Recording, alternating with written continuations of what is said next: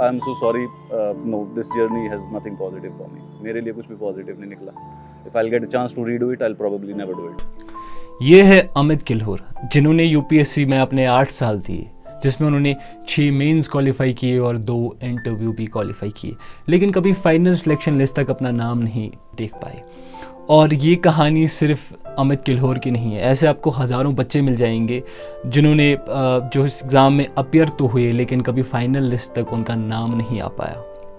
अभी recently UPSC का result आया था और हमने देखा जितने भी टॉपर्स हैं या जितने भी क्वालिफायर्स हैं, हम सब उनको किस तरह से अप्रिशिएट करते हैं और किस तरह से पूरी दुनिया उनको गले लगाती है और किस तरह से उनको सराहा जाता है. लेकिन इस बीच हम ये भूल जाते हैं कि ऐसे भी हज़ारों लाखों लोग हैं जो इस एग्ज़ाम में अपेयर तो होते हैं लेकिन कभी क्वालिफाई नहीं कर पाते.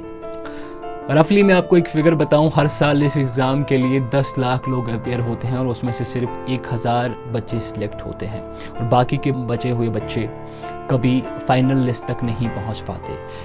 जितने भी क्वालिफायर्स हैं उनकी तो बात होती है, लेकिन उनकी कभी बात नहीं होती जो नहीं क्वालिफाई कर पाते. पहली चीज़ समझने वाली ये है कि लोग इस एग्ज़ाम में इतना अपेयर क्यों होते हैं. वो इसीलिए क्योंकि इस एग्ज़ाम में अगर आप सोचें कि बहुत हाई सैलरी मिलती है, बहुत हाई पेइंग जॉब है, तो ऐसा बिल्कुल नहीं है. क्योंकि इनकी सैलरी एक नॉर्मल कॉर्पोरेट जॉब से बहुत कम होती है, जो कि अराउंड 33,000 टू 44,000 या 56,000 होती है. लेकिन इसमें ऑब्वियसली आपको पर्क्स बहुत ज़्यादा मिलते हैं, आपको पावर मिलती है, ठीक है, आपको गवर्नमेंट की तरफ से एक बंगलो और वही लाल बत्ती वाली गाड़ी मिलती है. प्रेस्टीज जिसको हम कहते हैं सोसाइटी में आपकी होती है अगर आप इस एग्ज़ाम को क्वालिफाई करते हैं तो. लेकिन अब समझने वाली बात यह है कि अब चूंकि सक्सेस रेशो इतना कम है तो इतने ज़्यादा लोग ये कर क्यों रहे हैं. उसके पीछे बहुत सारे कारण हैं.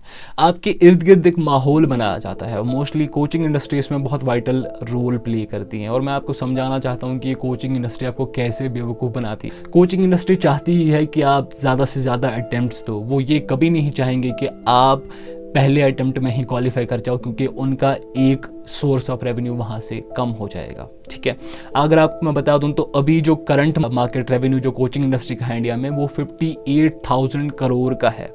58,000 करोड़ इनका जो है मार्केट कैप है.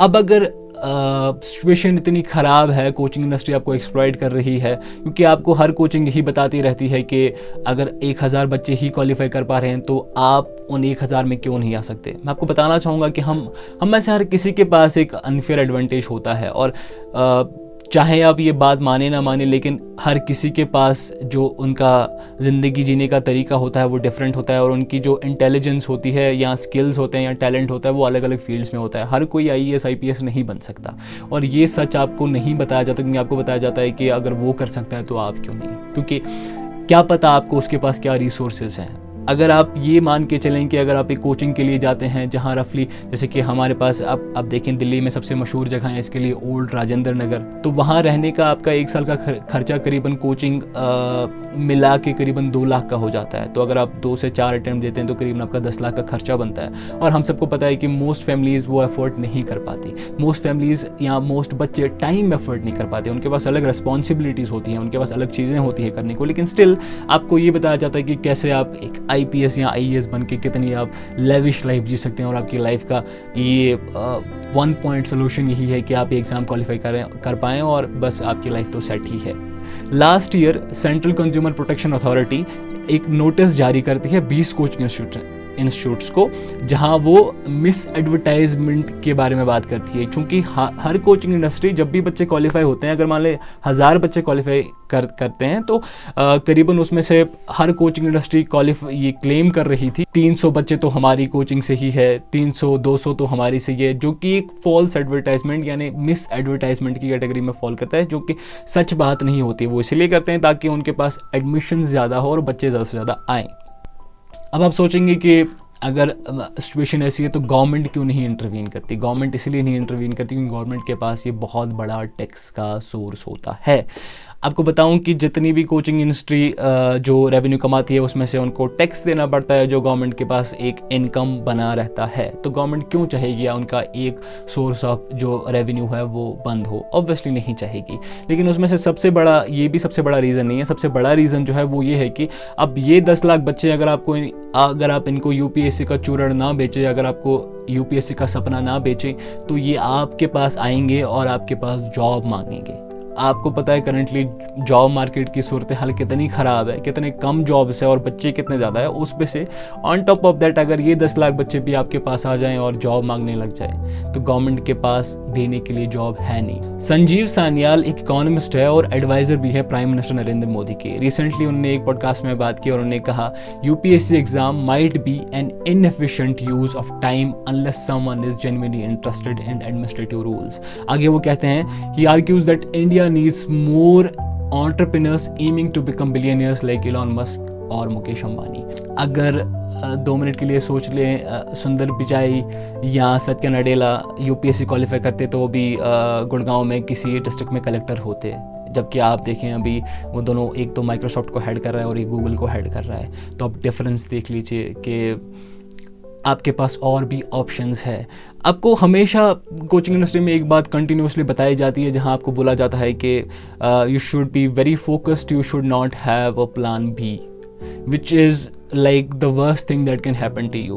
You talk to any aspirant who has attempted this exam, who has been through this process, would tell you कि आपके पास always एक प्लान भी होना चाहिए। वो इसीलिए क्योंकि सिलेक्शन के चांसेस इतने कम होते हैं, तो अगर आपकी सिलेक्शन नहीं हुई तो आपके पास क्या बचा अगर आपके पास प्लान बी नहीं है तो always have a plan B. So this video is not a demotivational video that you should not prepare for this exam और this exam is a scam in itself. It's not of that sort, it's just a reality check. और ये बताने के लिए कि आपके पास और भी हज़ारों ऑप्शंस है लाइफ में। और अगर आप एक यूपीएससी एस्पिरेंट हैं, आप क्वालिफाई नहीं कर पा रहे हैं, आपने अटैम्प्ट्स दिए हैं, आप नहीं क्वालिफाई कर पाए अभी तक, तो this is not the end of life, this is not the end of world. ठीक है, आपके पास हज़ारों ऑप्शंस है। डोंट थिंक अबाउट कि यू आर अ फेलियर।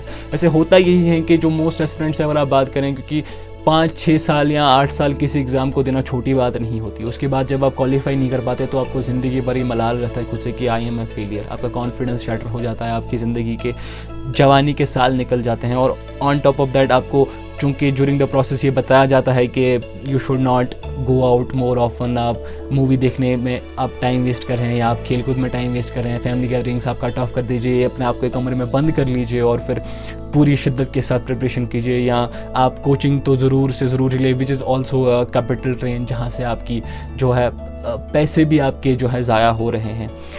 बताना चाहूँगा कि this is not the end of the world. अगर कोई ऐसा बच्चा जिसने यूपीएससी दिया था और वो क्वालिफाई नहीं कर पाया, तो अगर आप ये वीडियो देख रहे हैं तो आपके लिए बताना चाहूँगा कि you have done tremendously well. ठीक है, कोई बात नहीं, आपने क्वालिफाई नहीं कर पाया, विच इज़ ऑब्वियस सी बात है। 10 लाख लोगों में से 1000 लोग क्वालिफाई कर पा रहे हैं। इसका मतलब ये नहीं होगा कि बाकी के बच्चे काबिल नहीं हैं या इस लायक नहीं है कि यूपीएससी क्वालिफाई कर पाए, क्योंकि हमने देखा है कि काफ़ी बच्चे 5, 6, 10 मार्क्स से भी रह जाते हैं। तो इसका मतलब ये नहीं कि वो इंटेलिजेंट नहीं है या उनके अंदर वो कैपेबिलिटीज़ नहीं है। इट जस्ट मीन्स कि डेस्टिनी आपको कुछ और देना चाहती है, कहीं और ले जाना चाहती है, आपकी ज़िंदगी आपको कहीं और लेके सेटल करना चाहती हैं, आप किसी और चीज़ में बेहतर होंगे, तो आप उस चीज़ को ट्राई करें।